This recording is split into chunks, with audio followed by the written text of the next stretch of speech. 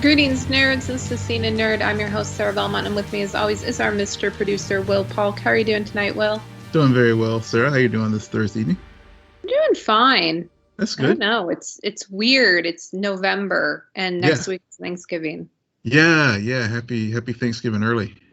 Happy early Thanksgiving. We have to do this and get this out of the way since we won't be recording next week. Yeah. Yep. Holiday break. Holiday break is always good. And looking forward to watching some new things next week. We got a new Hawkeye coming out next Wednesday. So have some fun things to talk about when we return. Hopefully it doesn't just piss us off. But Marvel TV shows have not done that. I mean, the beginning of WandaVision was questionable. Yeah. It was. But I think a lot of things that happened at the beginning of this year were very questionable. Yes. 2021 after all. Exactly. Yeah. But thankfully things, I don't know, things are at least in the entertainment side of things are on an upswing. Other things, well, we'll leave that discussion for another day. Yeah, they're on an upswing, and things that I feel as though we've been talking about for at least 2 years plus are starting to actually come to theaters, and some people are going, some people are not. Mm-hmm. And one person who I feel like has been in the middle of this storm is Michael Keaton, who apparently was on Jimmy Kimmel Live and said that he is returning as Vulture. Now, did he make that clear about No Way Home? Yeah, so he was very cagey about, he just kind of blurted it out. So they were talking, he was there to promote another project that he is associated with, obviously. And then, of course, they talked about The Flash and all. But so Kimmel tried to get him to spill some news on, anything, and spoilers for The Flash and also for Morbius, because he is going to be Vulture in Morbius. Mm-hmm. And then while they were talking, Keaton dropped, by the way, tomorrow I'm going to go be filming some scenes as Vulture. Tomorrow meaning today. So so for Mystery Project, could it be, we did see that Doctor Strange is in the process of doing some reshoots. Okay. Yeah, so one theory is I just want to like Michael Keaton, it's so funny to me how he definitely had the Keanu-sans occur. Totally. And now he's just dipping his hand into both of these big franchises with Marvel on one side and DC on the other. And I'm just like, dude, you're living the life. Yeah, he is. He totally is. Yeah. You get to go hang out in the Batcave one day, and then another day you get to just be surrounded by teenagers running around in spandex. Yep. Well, I guess that would happen in both worlds, but I couldn't really figure out. Like, Spider-Man doesn't really have a Batcave; he just has his bedroom. He has his bedroom. I can't, speaking of teenagers in spandex, it's hard to believe that Tom Holland is like 25, because but getting back to Keaton, I mean, it could be like I said, it could be more reshoots for Doctor Strange. I mean, I think it's too late for any. Obviously, No Way Home is in the can, so I doubt that they would be adding that unless they're doing maybe an end credit, possibly. You really want me to speculate? I do. You really want me to speculate? I do. Help me out here. Well, I don't know what they're doing. If they do an end credit, okay, cool. Yeah. I actually, I don't know. I think you saved the Vulture for Doctor Strange. I don't know. At this point, and this is the perfect segue into the main topic, at least for the news portion. because the No Way Home trailer number 2 dropped. I was forced against my will to watch it multiple times. The thing is, I watched it, Mm-hmm. and then I watched the cast react. Yeah. That should have been the trailer. Yeah, totally. Should have just done that. Because that was so funny to me to watch them, and for especially to just stare daggers at Zendaya and Tom, because they're obviously dating, and it's just like you can tell they're like, okay, we're sitting too close. Oh no, but now it's so funny. And that they're really excited for it. I think that if you haven't watched that, I recommend watching it because it's really cute. It is. And overall, the trailer's fine. Me and Will have a disagreement here because I feel like this trailer gave away a lot. Yeah. And maybe I'm just looking at this after experiencing what the Eternals trailer did to me. In my viewing experience of that movie, ruined it for me. It didn't ruin the whole movie for me. It ruined a very specific part that was supposed to be a mystery, and I'm like, did you watch the trailer? But overall, I feel as though we got a lot of the third act. The whole thing of Doctor Strange and Peter going against each other at how to fix the problem. That was a surprise, and now I'm like, okay, so that's Act 2. And I don't know, it just feels as though it gave away a bit too much. See, I hear you, and I think it gives more context to what the plot is about, but exactly. It gives way too much away. No. I mean, it's a visual synopsis.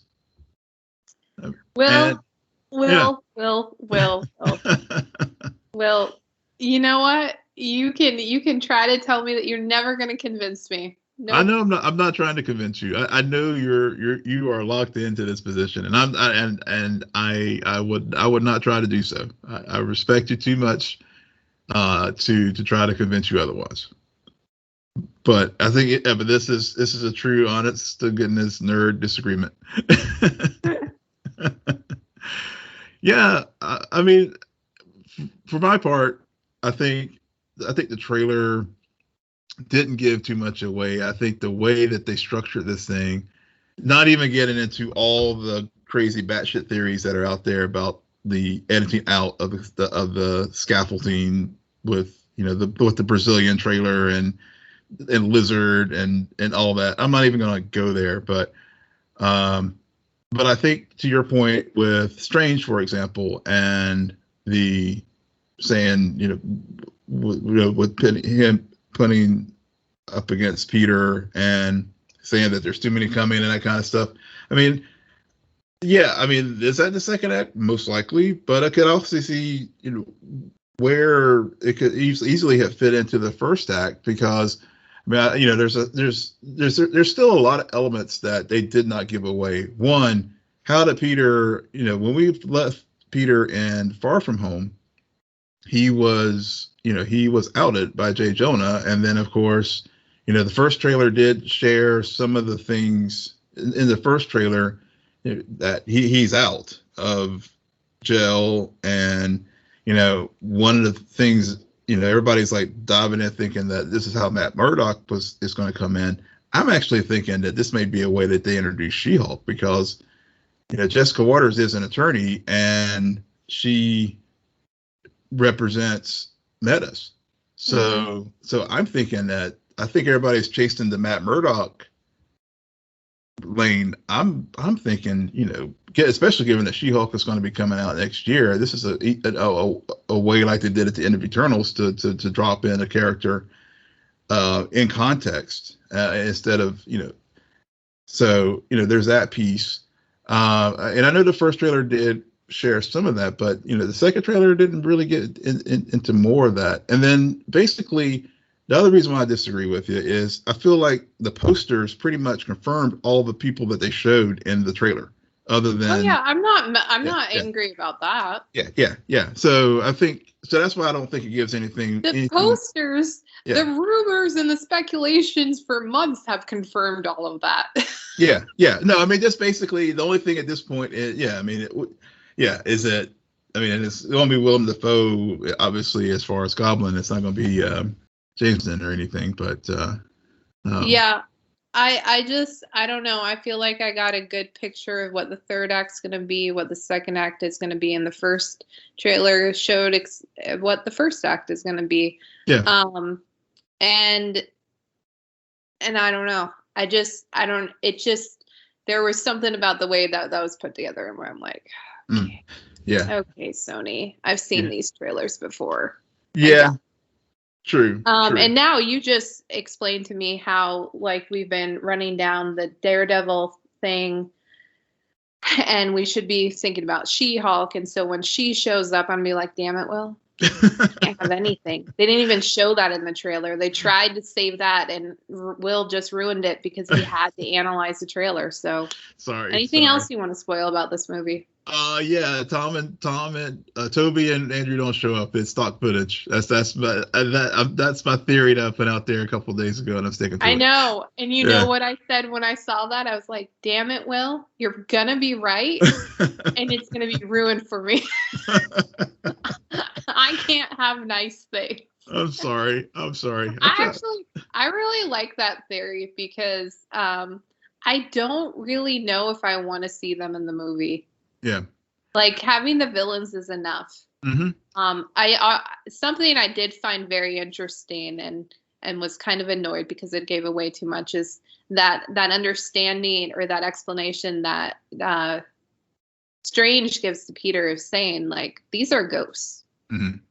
Like, and I was just like, oh, so we're gonna have some morality thing. And so I like how they're like, and we've talked about this before, is that this genre is so extensive, and these stories that they tend to follow some of the same beats. I mean, you have the whole double identity trope, and then you also have this idea of to be a hero, do you have to stoop as low as the villain? Right. And the whole killing process. And so I find it interesting that they pointed that out in the trailer. And then that leads me to think that they're going to deal a lot with the whole idea of Peter, who's a very optimistic superhero. Will he have to kill somebody? Or what does it mean to save everyone? Like, what sacrifice will he have to make? Right. So overall, I'm still excited for the movie. I don't think that I will ever not be excited for this movie. And we'll see what happens. We got Hawkeye next week, so let's take it one Marvel thing at a time, people. Okay. Yeah. Yep. All right. Talked about that. So Disney Plus Day, Will was looking forward to. Yeah, I was. He's very angry about it. I'm like, really? I even tweeted you that day. I was like, it was a Comic-Con at home was more exciting. at least in presentation. At least, yeah. Content wise, I mean, we got some good stuff, Marvel stuff, but. Anything stand out in particular? Because I frankly have forgotten about that, and then I'm reading the rundown and remembered. Yeah, so I think for those folks who have Disney Plus, and I'm sure most of our listeners who probably do, obviously, the one thing that was of note on Disney Plus Day was a little featurette that they had for Marvel, and gave us some footage for the upcoming Moon Knight and Miss Marvel and She-Hulk. and confirmed that they're all are coming in 2022. Miss Marvel, actually, I know I had gotten some information. It was coming out in the fall. It's actually coming out in the summer for Miss Marvel. And all of those series look very promising. And then the other, then of course confirmed Echo, speaking of Hawkeye, that will be a spinoff of it. So I know a lot of fans are looking forward to that, in particular, given that Maya Lopez is deaf, superhero, and she actually is the daughter of Kingpin, adopted daughter of Kingpin. Okay. So so that was confirmed, and then there were like 12 things they dropped in that, and they didn't even include like things like Armor War and the Guardians of the Galaxy holiday special, which I know James Gunn, I think, tweeted maybe a few weeks ago that they were filming that. And and then of course, for the X-Men the animated series fans, that's gonna have a revival of that. So I thought that was pretty notable. But yeah, so Marvel had a lot of great things. Star Wars, we talked about it last week because of the trailer leak. This is a real leak. Wait, whoa. Yeah. Whoa. Let's not gloss over, because we have talked about X-Men, the animated TV show, and my desire for them to get Rogue and Gambit right on the big screen. So you're telling me that it's not just that they're going to release those episodes on Disney Plus, but they are reviving that animated show? And it's supposed to come in 2023. Oh. Yeah. I'll probably not watch it, but I'm still. I'm actually, you know what? I actually might check that out, because for some reason, like that show, the Amazing Spider-Man TV show, animated series, the Batman, like those 3 cartoons in the 90s. I have very fond memories of those. I don't know why. I do too. I do as well. Yeah, they're just classics. So, I saw like X-Men 90 and I was like, oh, okay, so that show will be on, but you just made my night, because I did not realize they were reviving it. Yeah. So, many of the voice actors from the original cast will be returning to it as well. And it'll be some new stories. So it's not just dropping the old 5 seasons on Disney Plus. It's going to be a revival. So that was what was so notable about that. So when I saw that, I definitely wanted to make a note of that one, because I know we've talked about that. Yeah, and he was just going to sneak it in here and go on and talk about Star Wars. We've talked enough about Star Wars. Yeah. We haven't talked about X-Men in a while. Probably we haven't. The last few movies have sucked. Yeah, I haven't exactly. watched. I haven't either. Yeah, but yeah. All right. Yeah, so that's Disney Plus things Day. that we have watched. Yeah. Let's talk about Batwoman, because Will, you're confusing the hell out of me. I am so confused, because one week I'm like, oh, Mary's gonna be Poison Ivy, and you're like, no, she's not. And I'm like, okay. And then this week happens, and I'm like, I was wrong. So she is? So it's building on the theme that we've seen all season, which knockoffs. Exactly. Okay. Yeah. But she is. But she embodies, I guess, elements of Poison Ivy's personality. Yeah, which is a little variation from the other knockoffs that we've seen up to this point. Okay, yeah. Okay. All right. I have some thoughts here. Yeah. I have some thoughts, because you know me, Mary's my girl on this show. Oh, yeah. Mine too. And so first things first. Yeah. I love the last scene. Because Mary and Alice, over the past seasons, very tumultuous relationship. But to see the Ivy and Mary come out, and suddenly It's like Harley and Ivory. Yep. Okay. I like that. and they're just going on the road. Now, I do question this whole road trip, considering that last I heard, Alice had nanobots in her skin, and so they can track her. True. So I don't know if the ivy has made Mary stupid, but it's just a little minor detail. I also question the whole showdown between Ryan and Mary. Yeah. Because all she did was just wrap Ryan up in the ivy and then left. But just nonchalantly walked out, and the police were surrounding the building. So I don't know. There was some weird editing happening. It wasn't really face off, but this is a clear setup episode for a bigger mid-season finale. Yep. When are they going to give me a writing credit? Oh, I know. As soon as I saw that, I was like, Sarah called it. Yeah. Now, I would have handled this whole thing a little bit differently to make it not come out of nowhere. But this whole thing between Montoya and Sophie. Yeah. Yeah. You called it. I was like, yeah. So I was like, dang it. I was like, yeah. I was, you say sometimes you don't call things, but you called this one.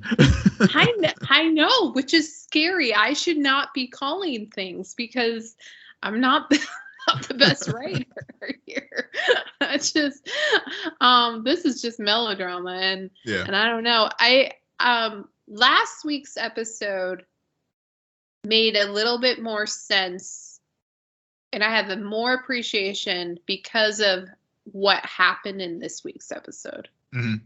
I feel like all of the characters had motivations stemming from last week, the events of last week, that made their actions in this week's episode made a lot more sense. Yeah.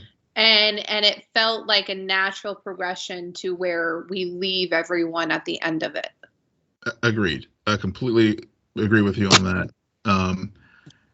Because I was, last week's episode was, it was okay. I mean, but it was starting, I was starting to be like, and we talked about this, how these run-of-the-mill villains, knockoffs were starting to get a little repetitive. But then we finally, get to Mary and learn that she was affected by poison ivy, and then the whole dynamic between Ryan and Sophie and Jada, and it really how that episode ended. And then I forgot about Virgil until they brought him up again this episode, as far as being the one who sold Jet the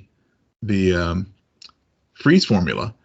So that she could help Marquise. And so all these, I have to hand it to the writers. They've done a really good job of setting all the pieces up on the chessboard for to your point, that really explain a lot of the actions that occurred this week, even though Ryan did have shades of Barry Allen, a la seasons 1 through 7, of not being completely honest with everyone, and and then the consequences of that blowing up in their face with their relationship with Sophie. Yeah, I agree. I didn't think about that comparison initially, but now that you said it, definitely. Ryan is going through what a lot of the main characters of these types of shows go through, where they suddenly become very smart in one scene and very dumb. Yep. It's just a lot of okay, Ryan, so remember for the last few episodes where you hated your mom, and then you have one heart-to-heart and you find out this thing about your brother, which also you haven't really confirmed. She could have been making it all up. Exactly. Well, I guess you watched the videotapes, but still. Yeah. And now all of a sudden you're being all mommy dearest, and And so like we said, they've done a very good job placing the pieces. Yeah. This whole thing though with Sophie and Ryan was so rushed that to me, I'm like, oh, okay. Yeah. So one moment they have a quote unquote semi-weird first date, which isn't really first date. And then in the next episode, they get mad at each other and Sophie just goes and hooks up with Montoya. Yeah. Okay. So I see what you're doing. It's just that it's a bit rushed. I agree. Yeah. I mean, they were flirting and we saw the looks and those kind of things. So, I mean, so from that standpoint, we from the beginning of the season, we said they were going to hook up, but at the same time, it's like, yeah, it does the pace because they only have 13 episodes. It's just like we went from like, flirty glances to like angry, bitter love triangle, like in 0 to 60. Yeah, and there's really no emotional stakes to it because Ryan and Sophie were only doing that this season. Right. So it's yeah. I don't know. You're right, because they were antagonistic last year because of all of the she was with the Crows and Kate and yeah, this is a big elephant room, Kate. Yeah, so they were just it did happen very, very quickly to be with the emotional responses that Sophie had.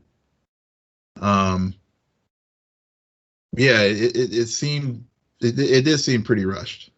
Yeah, even how they left Sophie and Kate, because that was a huge makeout session. Yeah.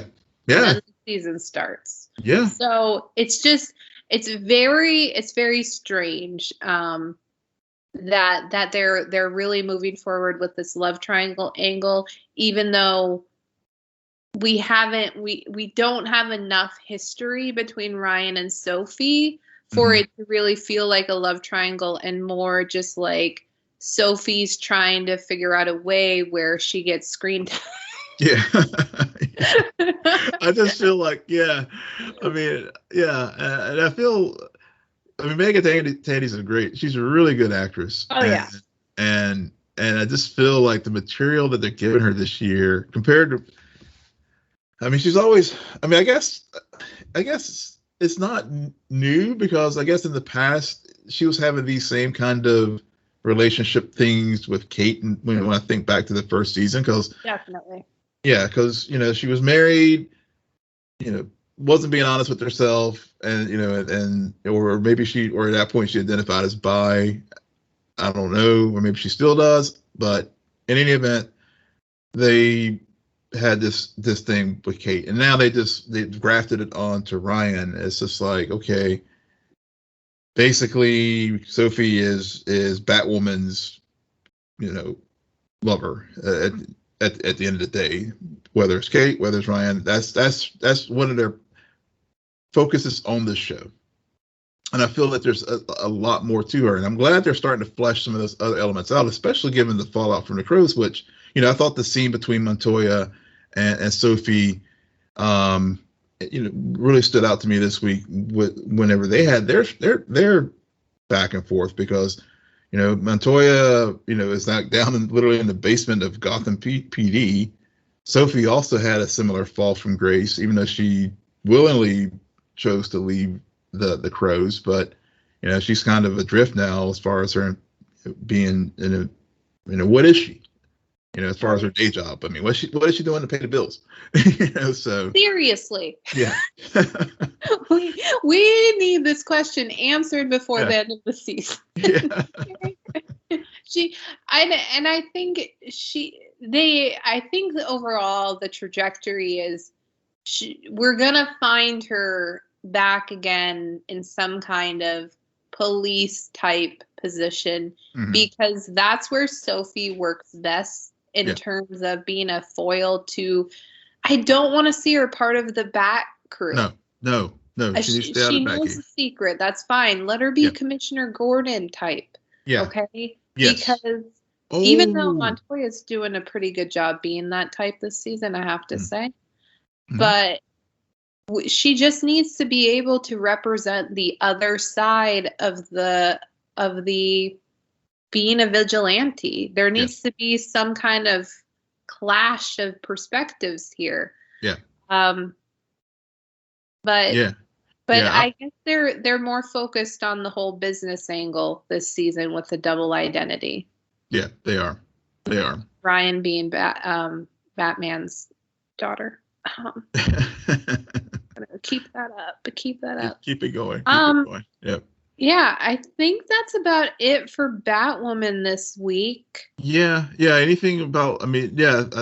I don't want to gloss over Mary too much. I mean, I think we talked about it some, but another little quick note with how Mary was neglected coming by both Luke and Ryan definitely came back to bite them in the ass this week. And because obviously I was thinking while I was watching that whole thing played out, it's like if they had just spent just a few minutes, and even Alice called him out on it, like a few, or maybe, or Mary, just a few minutes whenever she had all those other little issues early on, especially whenever she was first taken by Poison Ivy into the jungle, into the, into the Vons a few episodes back.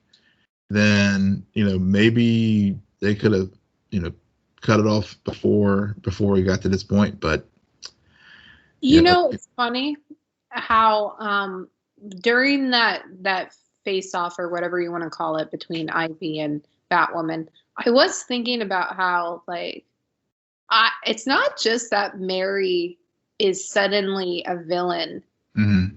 She's a villain with a power. Yeah. Like a substantial meta power that neither, like Alice doesn't really have a power. Alice is just Alice. I don't know how you describe her. Yeah. She's very smart. Yep. She's also very sadistic. Yep. And then you have Batwoman who doesn't really have a power either. She just has a bat suit. Mm-hmm. So I found that to be interesting for Mary, who's been that type. She's the healer, and she's the more of the straight woman, especially since now Luke is suiting up. Yeah. And suddenly they move her into this position where she's the villain, but the meta villain. I like that angle, and I'm curious of how long it's gonna last. Yeah. How long they're gonna stretch this out for. I hope it's not like a 1 or 2 episode thing. I hope it's the actual arc. I hope so. Especially given that Poison Ivy proper is going to be a recurring character. So what's happened to Mary could have some legs for a good, at least 2-3 more than just one off episode. And I do hope that, when we get the mid-season finale next week, we ended on a note where hopefully she doesn't come back to being on the good side. But I do, like you, I hope it carries forward until at least episode 10. Yeah, definitely. And the last thing is that this episode again proves these episodes work when Alice works within the narrative. Yes. So it's always a better episode when we feel like we're all watching the same show and everyone's interacting with each other. Mm-hmm. So I agree with you. The trope of the whole bootlegged version of these rogues is getting tiresome. But this episode makes me have hope that no, it's all building to something. Yeah. Oh, I think we're in Poison Ivy land now. I don't think we may have, because I think as far as the missing bat gadget, missing bat trophies, I think most of them have been recovered. So so now we're at the big one, Poison Ivy. Yeah, well, never say never, because these types of shows love to reuse villains. True. That's a perfect segue into The Flash. Yes. This Why don't you share your thoughts first while Okay. I look at my random thoughts that I made on this rundown? Okay. All right. So so The Flash. We'll just start out by saying they beat the theme of level up to death in this episode. Yeah. But that being said, I didn't mind it because they actually did.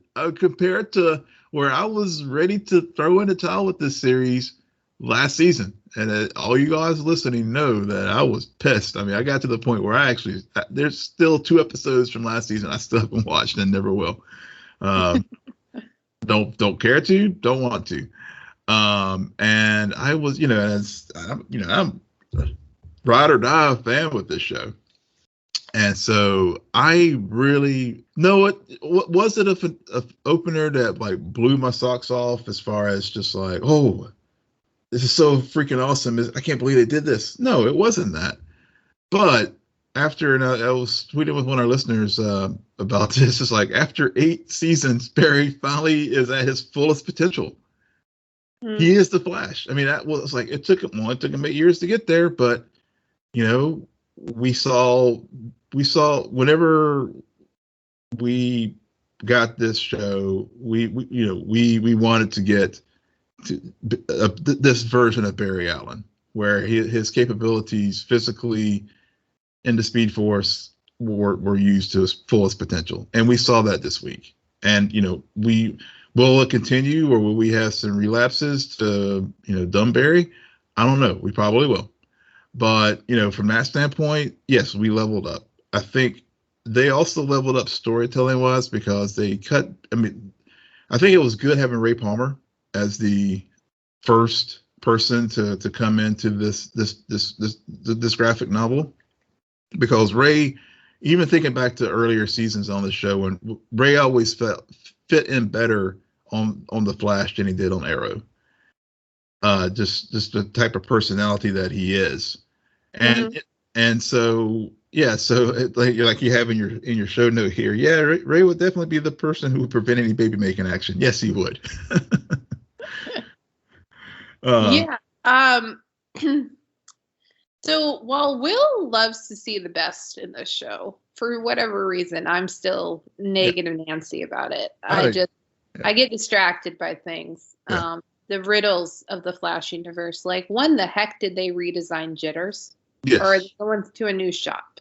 Like, what was that coffee shop? This is what I really want to know. This is what I watched the Flash for.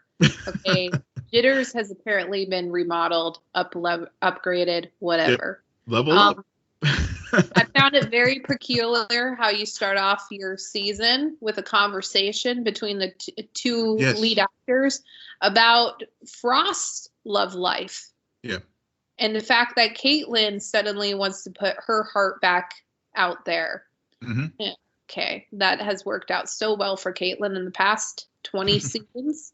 Yeah. I can only imagine where that's going to lead. Mm-hmm.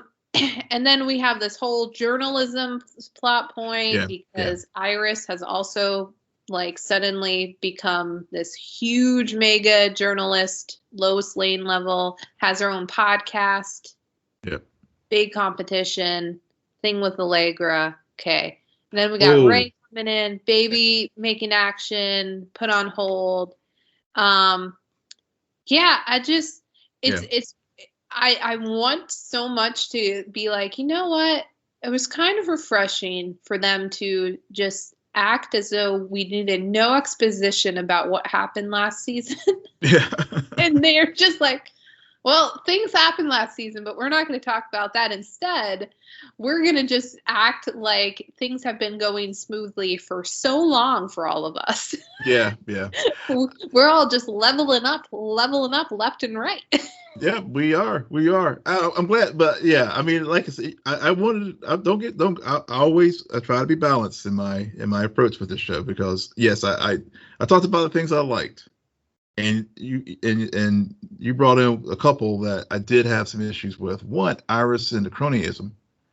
With Allegra. I mean, this character still doesn't work for me. I don't know. I mean, there's nothing it's nothing against the actress who portrays her or anything like that. It's just they are trying to find a place for this character, and sometimes you just need to, like, especially, they elevated this character to a regular status, but maybe it'd be better just to put them back on recurring, because that was one of the flaws I felt that was with this episode, because I saw where they were trying to go with Iris and making her the managing editor or whatever, but it reeks of, if you're trying to, like, get the rest of your mega, Iris Co empire to respect this person, she just like Iris just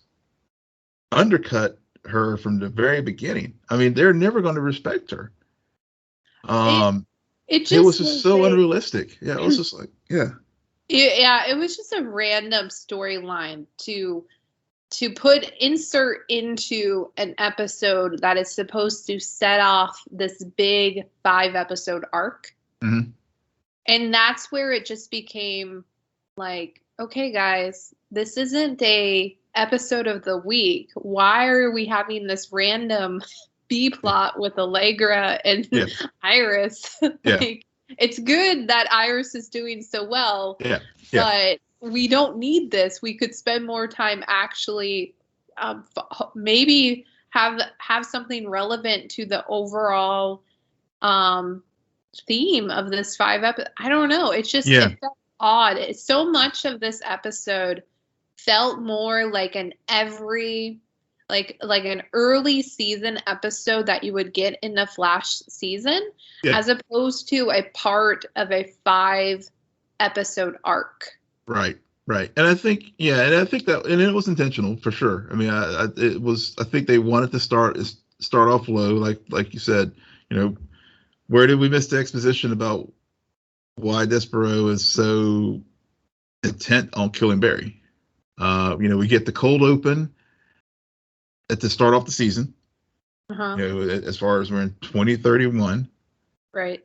And then we get the last, like, 10 minutes of the episode, or 15 minutes of the episode or so of this show off at the Tech Expo. Right. And it's just sort of like, and then Barry does his, and then Will's favorite, there's a speech that saves the day. Yeah. Well, the speech that I guess the speech this time it just kicked things down the road a week. Which ultimately means saves the day. Saves the day. Yeah. But it wasn't. I don't know. Did that part? I was like, oh, Will's dying right now. Yeah. I was like, oh. Well, part of me was just like, you're just, Barry probably already knows that you're the Flash. I mean, I don't think it's like anything earth-shattering here. So my question to Barry is to talk about how Barry's clearly leveled up, and then within the last 10 minutes of this episode, he gets really stupid because you have someone coming from the future telling you, hey, dude, I've seen what you've done. You've created this Armageddon, this big event, and you're going to destroy this world. So I have to kill you. Mm. Barry. You know what the fuck is going on. Yeah. Do not play coy. Do not be like, oh, I don't know why he would think that, or will I? It's like, no. You've been around for 8 seasons. Yeah, true. So Yeah. Go and dig up Wells' body, okay? Yeah. So he leveled up physically for sure, for the most part. At least he leveled up dealing with, like, the rando villain of the week, or the Royal Flush gang, which actually they're one card short of a Royal Flush, but we won't go. But that's no puns. Like, I don't know what was worse. I don't know if, like, you could play a drinking game with how many times they say level up in this episode, or you could play a drinking game with all of the card puns. Like, Jesus Christ. And they weren't even clever. They weren't even clever. Yeah. Yeah, thanks for bringing me down to reality. Oh my God. Yeah. Yeah. I mean, but like I said, you have to admit it's 1,000 times better than what we saw last season. I frankly don't remember last season. Exactly, and that's probably a good thing. Yeah. If I ever needed some exposition about what happened last season and the ramifications, it would have been in this episode because I was sitting here just like. That's just it. Even the creators were like, we shit the place last year, and let's just move on. Technically, it was earlier this week because of the whole scheduling thing. But, it's just. It was fine. Overall, I feel as though it was fine. Yeah. I mean, Elseworlds is still has set the bar so high for me with these big crossover events. Yeah. And with that arc, I remember we jumped immediately into the action. Mm-hmm. So we'll see what happens. Yeah. But this is a Flash. Yeah, and I know Eric Wallace he's been every interview I've read, he's been making I'm glad you brought up about the crossover. He's been falling over himself telling people it's not a crossover, it's an event, and it's I guess it's more and he even tried to distinguish it from the episodes that we had Barry and Oliver together, or Barry and Kara together whenever Flash went over to Supergirl. Yeah. So, but I'm like, dude, just it's okay. You don't need to be defensive about every little thing. If it's okay. That's fine. Yeah. I still would argue I would have maybe made this a more climactic episode rather than focusing on the world of journalism and Frost's love life, who we don't see Frost at all in this episode. Also, did we see Caitlin? Maybe once or twice. Anyway. We started to begin. Yeah. I mean, I'm sure all this, just to close out the jitters point, when I actually saw them in the coffee shop together, I was thinking all the Snowberry shippers were probably collectively we're just pissed because that's not Barry and Caitlin having a lovingly coffee together. Are there even Snowberry shippers anymore? They're still out there. Yes, they are still out there. Yeah. Man, that's like the Lulliverse shifters. Jesus Christ. Yeah. All right. Well, until next time. I had no way to end this. And it all is we covered all of the big points about this episode. Things that went well, things that went the Royal Flush Gang. Will, why don't you tell our listeners where they can find you? Yeah, you can find me. Looking forward to seeing Black Lightning next week on The Flash. You can find me at Will and Polk on Twitter. That's WILLMPOLK. And you can find me on Twitter at SJ Belmont, SJBELMONT. Please follow our crew on Twitter at CNN Nerd. Friend us on Facebook, follow us on Instagram, and visit our website, www.cnnerdpodcast.com. But most importantly, rate, follow, and comment on Apple Podcasts, Spotify, YouTube, Google Podcasts, or wherever you get your podcasts. Good night, Geek Out. You're welcome.